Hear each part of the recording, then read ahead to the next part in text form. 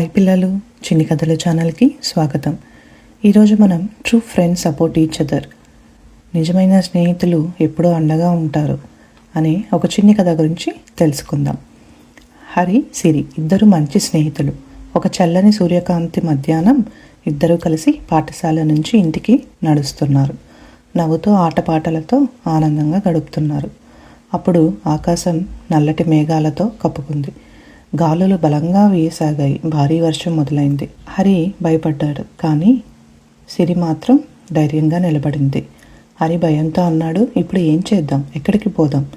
సిరి అతని చేయి పట్టుకొని చెప్పింది, భయపడకు హరి, మనం కలిసి దారిని కనుక్కుందాం. సిరి దగ్గరలో ఉన్న ఒక చిన్ని గుడిసెను గమనించింది. వెళ్దామని చెప్పి ఇద్దరూ వర్షంలో పరిగెత్తారు. గుడిసెలో చేరి సురక్షితంగా కూర్చున్నారు. హరికి అప్పుడు అర్థమైంది, తన స్నేహితురాలు తనని ఎగతాళి చేయకుండా అండగా నిలిచిందని.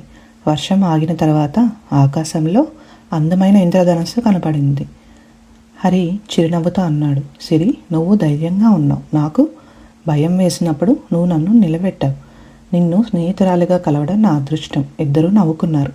ఎందుకంటే నిజమైన స్నేహం అంటే ఒకరు బలహీనంగా ఉన్నప్పుడు మరొకరు అండగా నిలబడటమే. నిజమైన స్నేహితులు ఎప్పుడూ తోడుంటారు. బలహీనతల్లో ఎగతాళి చేయకుండా అండగా నిలబెట్టేవారే నిజమైన స్నేహితులు. ఇది ఇవాల్టి చిన్ని కథ. వచ్చేవారు మరొక చిన్ని కథతో కలుస్తాను. బాయ్.